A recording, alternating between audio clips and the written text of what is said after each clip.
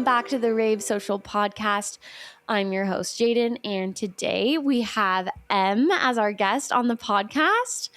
M is a somatic practitioner who helps entrepreneurs, creatives, and business owners stop hiding and start showing up by working with their bodies instead of against them. She specializes in the nervous system blocks that keep talented people small. The tightening, the shrinking, the overperforming that happens the moment they dare to take up space. Through her scene one-on-one work, M guides clients to uncover what's really been running the show beneath the surface so they can show up in their businesses in a way that feels real, grounded, and entirely like them. Welcome to the podcast, M. Hey, thank you so much for having me. So good to be here. Yeah, we're excited to have you. And today we're basically just going to use M as her wealth of knowledge that she is and talk about the real reason you are afraid to be seen and why maybe that is kind of like holding back your business and life growth. Yeah, I'm so excited. Me too. So I know that you specialize in helping entrepreneurs overcome visibility blocks through specifically somatic work, which if you guys don't know what somatic work is, we've talked about it a little on the podcast, but it's like body work. So for someone who's never heard of that before, what is a visibility block and how do you believe it's rooted in the body?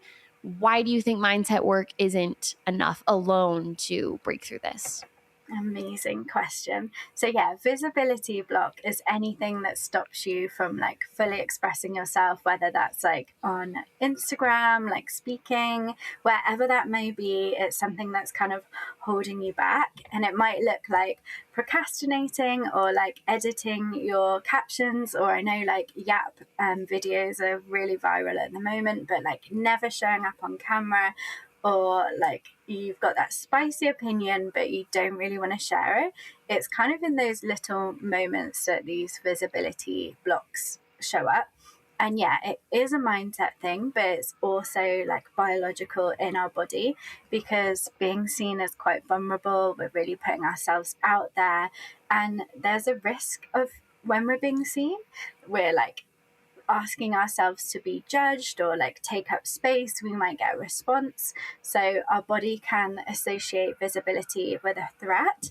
Like, for example, I have a client and she suddenly then didn't want to show up in stories, and I was like, what do you think like brought that forward? And she was like, last time I did a free challenge, nobody signed up, so I don't want to show up and promote my challenge again. And it's like these little moments your body remembers and kind of brings in. So if your body associates visibility with being a threat, it will keep kind of self-protecting. And yeah, mindset work I love, but it kind of just goes to the thoughts, where somatic work changes that experience in your body. So yeah. Okay. I love how you explain that. And I've had my breathwork mentors on the podcast before. And so most people listening have probably heard about that and learned about a little of the somatic work we've done there. But it's just so interesting how, like, I'm sure everyone has heard the body keeps score. Yes. But it is so interesting, like, as you start to do somatic work, you really start to understand what that means. It's not just a phrase people use. It's true. And it can come from lived experiences. I also think sometimes it can come from watching other people. Like, for example, if one of your favorite influencers or someone that you really look up to, if you've watched them like get canceled or have something bullying or something like that happen to them, I think sometimes we can even use that as like proof, and almost like, this sounds dramatic, but almost kind of like take on that trauma a little bit through experiencing it. And it makes you want to not be seen because you don't want that to happen to you.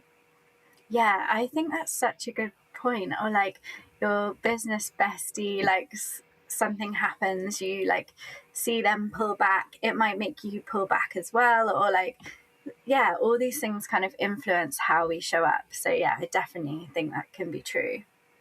Yeah, I think Another thing I see my clients specifically experience, which may be less somatic, I don't know, but we'd have to know like their lived experiences, but like they have a fear of being perceived like the wrong way. And so they're like, I know I'm a good person and I know I'm coming from a good place, but what if someone sees what I've posted or said or whatever and they take it the wrong way? Have you ever had clients experience that? Yeah, like all the time. That's a super common one. And it can like often come from people pleasing, trying to make sure that people, like you say, perceive them in the right way. And also, it's that fawn response. So we have fight, flight, freeze, and fawn. And fawn is like when you just kind of want to appease people. So it's a really good one to kind of catch yourself and be like, am I doing this for me or am I doing it for somebody else? Yeah, I love that. And it kind of leads to my next question that I have for you. And that is, how does somatic work actually help someone move through a visibility block? Like, I'm curious if you have a process that you've led clients through or kind of a framework that you follow to help bring those. Yeah, so for me, it always starts with awareness. So, kind of checking in with your body, like what's going on. I think it's so easy for us to have a feeling and then like start scrolling or moving on. But emotional cycles actually only last 90 seconds. So, if we can take that time and be like, oh, what am I feeling in this moment? Like, what's going on? And pause and listen to your body. And I love asking, like, what does my body need to feel nourished? So it might be like before you share your stories. This actually happened to me yesterday. I filmed them in my garden and they were a bit like meh. And I was like, okay, because I'm doing talking heads, I want to feel confident in what I'm sharing. So I went on a walk and actually recorded them on my walk. And I'd moved my body. I'd kind of let go of the mess stories from before and like came back to it from a place that was like grounded and not like caught up in that, oh my god, I like kept looking at my notes for those stories and look really silly. But I think something that's really important to share when I'm talking about safety, it's like the goal here isn't always to eliminate fear. There's always going to be like a bit of fear. It's a bit of the human experience. And I have a theory that business owners kind of like a little bit of fear because we're doing something outside of the box, but it's to increase your capacity to kind of hold that fear and not abandon yourself. I am obsessed with that. Yeah, that's so funny. I saw something on Pinterest earlier today that was along the same lines about like it's not always about like for stress, for example, it's not always about like getting rid of the stress and how comfortable can my life be. It's more so how can I hold the stress? How can I hold the fear? How can I be scared of being seen and also take the steps I need to do to be seen at the same time? Like they can work together. It doesn't have to be, you don't have to completely calm the fear. And it kind of makes me think of like when you're a kid, a lot of things are scary. Like you're new to the world, you're new to earth, you're new to being human, all these things. And a lot of fears can come up. But if you always just tried to satiate that feeling and never tried to actually do the thing you were afraid to do, you just would never progress in life. Like we have to do things that we're afraid to do. I think what you teach, and you can expand on this, is like doing it in a safe way, like feeling safe through it and not pushing an unhealthy amount.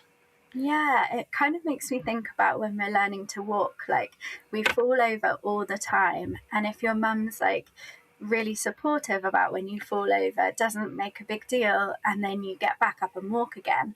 But if your inner voice it like is criticizing yourself when you fall, and I think it's being willing, like I'm a somatic practitioner, it's called a practitioner because it's a practice and we want to be in the practice of visibility, and it ebbs and flows, but not being that one like, oh, you fell over.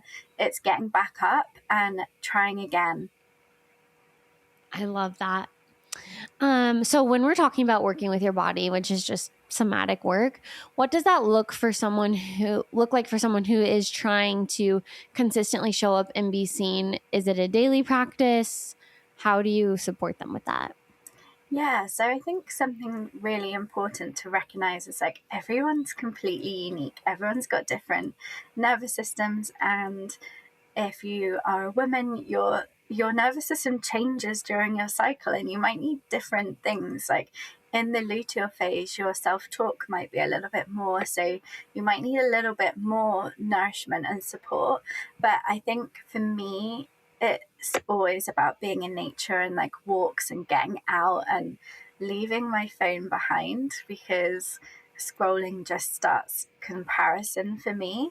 And then I think just thinking, can I take a breath before I share my post today? Or can I just like check in with my heart and be like, what do I want to share? Or like, what energy do I want to bring to this share? And like, remember that this is actually all about connection. You want to be visible to make connections with people.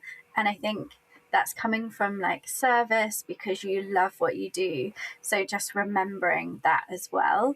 And I think visibility is all about self-trust, and like how can you build self-trust with yourself. So is that like, oh, I'm going to work out 3 times, and actually instead of scrolling, doing those workouts and building that trust with yourself. That is so major. And this is what I tell our clients anytime they start with us on Content Copilot is like, we write 5 posts a week for them. But I always say like, you can't, if you've posted 0 times in the past month, you're not just going to go straight to posting 5 times a week, because you don't have any proof that you're capable of doing that. And by setting the expectation that you're going to show up 5 times a week when you haven't shown up 5 times a week ever in your life, you're setting yourself up to break that trust, right? Like you're just going to prove to yourself that you can't do it and you're not consistent enough and all these things. So one thing that we have them start with is 3 posts a week. And for the first literally 3 months. And every time they're like, what do you mean? Because like you're writing 5, like, what do you mean? And I'm like, yeah, I'm writing 5 posts, but you choose the 3 that you trust yourself to post. And then you're going to build a track record over time of like proof that you can actually do what you said you're going to do. And that self-trust is actually the biggest hurdle that they have to overcome. It's not a creative thing. It's not that they're not capable. It's nothing like that. It's just trusting that they're going to do what they said they were going to do. And I mean, that's just, I think that goes for like anyone in life. Like if you don't trust yourself to do what you said, like you're not going to do it.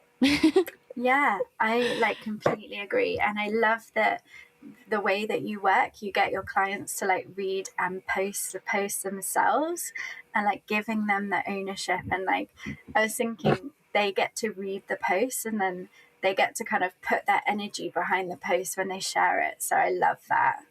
Yeah, that was a major thing when I started doing social media management. Is just I could see how people were so disconnected from their content, and especially when they would hire an agency to do it, it was like black and white, honestly. Like as soon it didn't matter how strategic, how perfect, how anything the content was, as soon as they had no reason to touch it, it didn't perform well. And that's why I created all of our offers the way that I did, because I'm like, you have to be involved. It's not something that you can completely outsource, because it's you. Like this is your personal brand. This is you. Like you have to have some stake in the game, or else it's not going to do the things you want it to do. And you may have a perspective on that has to do with visibility. I don't know. But yeah, I just think it's important to be involved in your content. Yeah, and like I love that you recognize that like their energy needs to be behind it. And I think, yeah, that's what I agree with. And like, yeah, like you said, it's your personal brand. So if you're not seeing the content, then like how are you weaving who you are in it? So I love that. Yeah. I'm curious the difference between like, okay, creating safety in your body versus trying to build confidence. This kind of goes what we were saying about building trust. Like, what's the difference between the actual like somatic physical part of that and then the like commitment to doing it and executing? Yeah, I think that's like a really good question. And like we said, I think quite a lot of business owners are confident, or they have like a level of confidence. They've put themselves out there. Like, it is a risk to run a business. And then I would say, like we were saying before, that missing piece is that self-trust, and like that's where we want to build that self-trust and the safety. So safety is your like body believing it can survive being seen, judged, or misunderstood and perceived. But I think, yeah, confidence can maybe be a little bit cerebral or temporary, but creating that safety and self-trust, you kind of build on it and compound. And I think as you grow more safety, your confidence builds as well. And that self-trust and safety builds your confidence, because you can like walk with that fear of showing up, if that makes sense. Mm-hmm. Yeah, that makes so much sense. I think what you've said is so real about business owners. Like, you know, we like a little fear, we like a little risk. Like that's, you know, that's why we did what we're doing. But I also think with business ownership it attracts a lot of high achievers, over performers, which is why we see people do really well, burn out. We see these cycles. So I'm curious what you believe about that being a nervous system response, and how do you address that? Yeah, I think that's such a great question. And like, I think we can often see like overperforming as like ambition, and it's quite celebrated. And there are like really good parts of it. And even though I love like my soft life and like going to the beach, like building a business is hard, and it does require like a certain level of hustle. And I'm never going to be someone that doesn't like acknowledge that. But I think, yeah, that overperforming when it's a nervous system response kind of looks like trying to be a perfectionist so nobody can criticize you, or like over deliver so that you can be accepted by your clients, and overworking and over explaining and over proving, and like there's so much over that it becomes kind of exhausting, because you're managing everyone else's perception instead of actually expressing yourself and like who you really are. And yeah, visibility to me is really an act of self-expression, but that overperforming often comes from that flight nervous system response. It's like you're kind of doing that training, you're never kind of get there, so you're always kind of flighting and moving around. And I think that can really lead to burnout as well. Do you ever like relate to overperforming? Because I know like a lot of business owners do. Oh yeah. Yeah, I feel like that's actually been a major like lesson in the last like year, 18 months of my business. And it's funny because I have the perspective, my husband works a corporate job, he's an engineer. And so I have the perspective of him being an employee and working for a corporation, and he has good boundaries with like what he'll do, right? Because it's not his business. It's not, he's a great employee, but at some point you're not the owner. You got to do what's within your job, right? And so I can watch him and see how he has these boundaries, and it creates a nice life for him. And then how a client doesn't like something, and I, instead of just being like how he would respond to it, I want to over respond. I want to go above and beyond. I want to do too much. I want to try to make them believe that I'm as good as I know that I am, if that makes sense, instead of being okay with sometimes people not liking me or what I did, or, you know, it's like, it's really interesting, and it does make you want to over perform.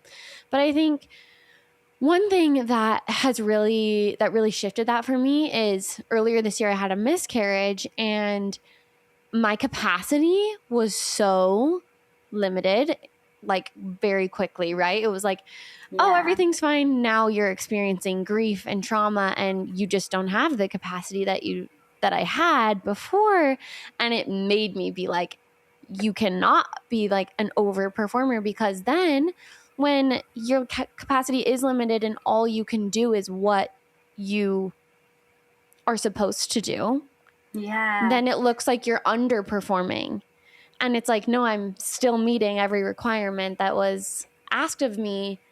I'm just not over delivering in the way that I used to because I don't have the capacity to. And that really shifted my perspective on how to deliver a great experience and a quality service without doing too much and trying to save my clients and trying to be perfect, because that's impossible. And I'm so sorry you had to go through that, and it's like such a heavy time. And I also think it shows like life happens as a business owner, and actually sometimes those times when our capacity is reduced, we like learn so much from them, because like you said, you have to reduce and you're still hitting your targets. And then when you come out of that, you can realize, actually, no, this is a new level I'm going to work at, and it's probably going to support you and your body so much more moving forward. Yeah, it's just a lot to always be overperforming. And I also think there's a side of that is, we've kind of talked about this, but it's like you don't want to be seen as bad or not good or whatever. And so overperforming can be like a protection from that possibly happening in your life, you know? Yeah, totally. Something that I work with my clients on is kind of seeing your business as a separate entity, even though like we self-create them, and a lot of us are solo entrepreneurs, or you work with a team but you're managing your team. Is kind of seeing your business as a like the spirit of your business. And I think that can be so helpful, because it's a little bit more woo-woo, but you're kind of seeing it as that separate entity.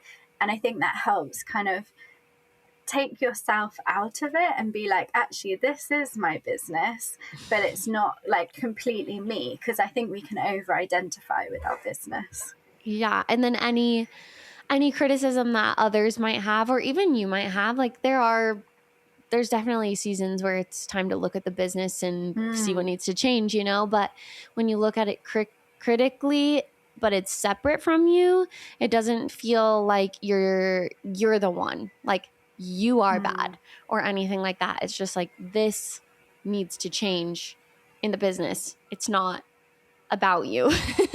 Yeah, exactly. I love that. One thing you talk about a lot is authenticity. And I think it's obviously a buzzword. Like, people say that all the time. I'm curious what your perspective on showing up authentically is. Like, how do you know if you're showing up authentically versus posting what you think you should post? Yeah, I absolutely love this question. And to me, all authenticity is like sharing what feels true in that moment. And it might feel different like in a different moment, but I think, does this feel like true to me? And I think that can be so helpful if you're like stuck in a bit of comparison, or like sometimes we've got like our old coach's voice in our head telling us how to write content, and we need to let that go. So real. It's so real. Like, there's a structure in my head that an old coach had, and I like constantly was writing content like that, and I was like, no, I need to like free myself from a box. So I think often it's just taking a moment and being like, yeah, is this actually me that I'm sharing? And I think sometimes we have these like questions that come from our like fear state of being like, will people like this, or what if I'm too much? Managing how you're being perceived. And I think noticing when that's coming up, because it will affect your authenticity. But yeah, being like, is this true? And sometimes I think like we do perform when we show up online. We are putting our best foot forward, and I like don't kind of deny that performance, and I don't actually think it's a bad thing. Like, doing theatre as an act of self-expression as well. So I think kind of giving yourself a bit of a permission slip to be like, oh, that's me performing. It makes me think of Beyonce and like her Sasha Fierce, and like I think sometimes that can be helpful as well, and that we've kind of got like authenticity is the real you, but it's the version of you that's true in that moment. I am obsessed with that perspective. I've never heard someone explain it that way, but you are 100% right. Like, in a way, we are performing. Like, in a way, it is like that. And I think because there was like an era of social media where people were like, be vulnerable, be honest, whatever. Like, this is a highlight reel. You always hear people like bitch about that, which I'm like, of course it's a highlight reel. Of course it is. Go touch grass. No, just kidding. But like, it really is, because it is a performance, like, to a degree, and that doesn't make it dishonest. Yes. Like, it's not lying. You're just showing what needs to be shown for the support of your business or a creative expression that you want to have. Yeah. And I think when I like accepted that yeah, I am in some ways performing, or I am putting my best foot forward, it gave me such a bigger permission slip. And I think, like you said, there was that kind of season of like, we need to be vulnerable, and I think vulnerability is important. And I've had like, I share about my autoimmune condition and like my fatigue, and I've been celebrated for vulnerability, but like some seasons I don't have capacity to share that, and that doesn't make me inauthentic. It's true to what my body needs in that moment. Yeah, I just love that perspective, and permission is major. Yes. If somebody comes to you, they've been hiding for years, but they know, they're like, I want to, or I need to, but I don't know. Where do you have them start? That's such a good question. So I'm going to imagine that they're in a scene session and they've come to me, and yeah, they're like, I've been hiding for years. So I relate to that. Like, that's why I created Scene, like definitely through my teenage years and like early 20s. I was like hiding my true self, and it feels horrible. It literally gave me anxiety, and because I wasn't me, I was just constantly holding back, and that shows up in your body.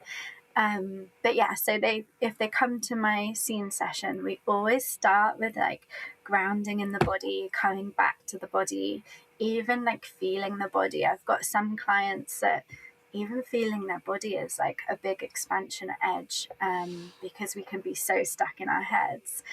And then like looking at when my client first had that feeling that they wanted to be hidden, and a lot of that's inner child work, going back to that time in their childhood, like what's brought that protective pattern forward, and having a voice with that part of them. And it's really like tender work, but we do it so gently and like at the pace of the client, and your body like will tell you what it needs.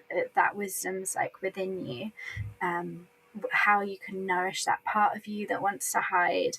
And then like there's a thing in somatic work which I love that's called titration. So it's like this dripping of a tap, these like little drips. So like, how can you show up in these really small ways that build, instead of like a massive gush of water where it takes your body to a place where you're like, this is too much, and sort of puts you back in that nervous system response. Like, how can we be really gentle with yourself? And I often find like that's the best way to work with the body, is like gently but like consistently. Yeah, and with precision. Like we're working on undoing the layers of the onion for this specific issue. It doesn't have to be you don't have to unravel your entire childhood's worth of trauma or problems. Like, it can be on like a slow drip. Yeah, exactly. And I think sometimes we can find that we can see that work as like intimidating or overwhelming, but often it's just there's an emotion that needs to be expressed, and these emotions can feel quite sticky, but like I was saying earlier, they're only 90 seconds. So once you actually feel them, then they're processed, which is incredible. I love that. Can you share an experience? It could be either your own story or a client story where you worked with them on somatically and then it changed how they show up. Yeah, I can think of a really good client's story. So they are like a service-based business, and they have this amazing service that they deliver. And they came to my scene session, and like a lot of the work was around self-worth and people-pleasing, and kind of being like keeping themselves small to please those around them. And then we like did the process that I spoke about earlier with them. And then I was like, what's the change that you want to take into your business from this session? And she was like, I'm going to double my prices. And I was like, okay, amazing. Go for it. This is incredible. So she doubled her prices. And then that next week, she already sold a spot. And wow. which is I was like, this is amazing. And it just shows that like deeper work around self-worth, she could like kind of detach herself from her business and actually see, no, I'm like charging half of what I should.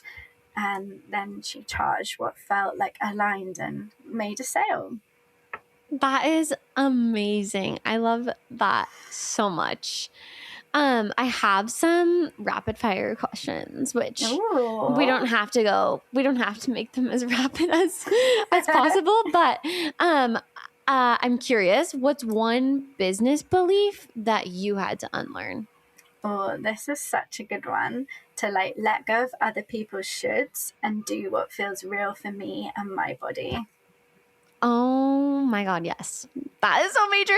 I'm going to make this not a rapid fire, but I actually posted, I think it was yesterday, about an experience with a coach that I had who is a lovely person and really I have nothing bad to say about her, but that experience of working with someone that was misaligned with me put all of those same things, like all these shoulds in my mind. Like, it should go like this. This is how your content should be. Should. And then I seriously went through like a 6-month period where I was like, I couldn't post on Instagram. Like, I was like, I don't even know what to post because like I just have all these things that aren't mine in the way of doing it.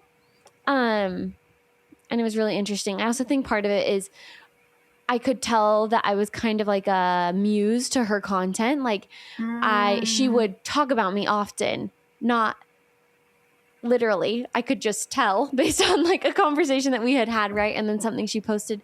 And I felt like no matter whatever I posted, I was going to become like her next post or whatever. And it was really uncomfortable for me. So then I was like hiding, and I really had to, a lot of it was through breath work, but I really had to like undo that and be like, you knew what you were doing before you listened to someone else, and you still know what you're doing. Like, you have to let go of those shoulds, honestly.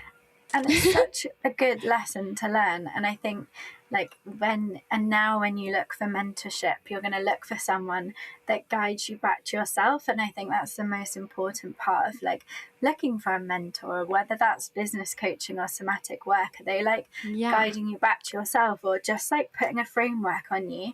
And that framework, like, it just won't work because it won't land in your body. It's so real. It's just funny. Like, you can't just apply someone else's strategy or framework to yourself. Like, it just doesn't work. It's not for you, you know? Or parts of it might be, but parts of it might not. You need discernment. Yeah.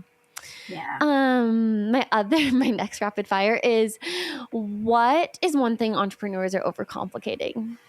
Okay, for this one, it's content. Like, I think we can get so lost in like the hooks and the framework, but your energy matters more than like the actual content. Like, if your energy and your vibe is feeling good in the content, I think people feel that way more. Like even in a carousel, I think you can like feel it than any hook you can do. Yeah, agree. What's your favorite way to regulate your nervous system? Walking in nature is like my number one. I try and get out every day, and then I love sea swimming because of the like. In the UK, the sea is quite cold, so I get like a nice rush, which is fun. And then, like you, I love breath work, and I don't hold breath work or like know, or I know about it for the like regulating the side, but it's nice to not be in that practitioner mindset and just receive breath work. I love that. I love that. I love that about breath work. Like I'm always, when I have calls with my mentors, I'm like, perfect. It's my turn to like not be on. I don't have to do anything. It's so nice. If you could instantly remove one fear from every entrepreneur, what would it be? It would be the fear of being too much. I think that fear like makes us water down and like hold back and make it all less playful. And I wish people could just take up space and be seen. I freaking love that. I saw someone post on Instagram the other day, and it was like, maybe you are too much for whatever person thinks you're too much, but there's all of these other people that don't think that you're too much. So stop like letting, it's hard, but like stop letting someone who maybe does think you're too much, maybe it was your parents growing up or whatever, stop you from reaching all the people who don't think that you're too much. I thought that was really interesting.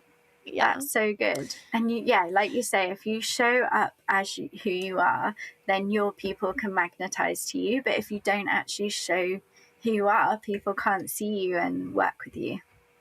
Yeah. And you end up attracting, I had another podcast recording this morning, and we talked about how you end up attracting the wrong client because it's you're not showing up as you. So they're attracted to whatever version of you're deciding to share, which is probably not the client that you actually want to work with. It's interesting. Yeah, that's so real. And what is the biggest myth about authenticity? Oh, I think that it means you have to share everything online. That like I think you can pick and choose what you want to share and like what you feel comfortable with, and like you can share from the scar, not the wound, and take your time. I love that. Like slowly finding your edges, I think is so valuable. It's a practice that we take our clients through. Like we'll be like, okay, we're going to plan you a post that like, it's going to feel edgy. And then they'll post it and be like, oh, it obviously gets like a fantastic response. Like, no, it will. And they're like, oh, okay. Like I see. And it's just about, I think finding your edges slowly over time and pushing them at a comfortable pace. Like you don't have to share every single thing, but opening up a little bit is the vibe. And my last question for you is, if you could give your younger self one piece of advice, what would it be? I love that question. And it would be like, you don't have to earn the right to take up space. You already belong. And I think that's really important, because I like look back at my like baby and I'm like, you're whole and complete and worthy just exactly as you are. I love that so much. That's so sweet and so true. That's so good. Well, is there anything else you want to share with the listeners? Do you have a new cohort starting, or can they book scene sessions just whenever? Yes.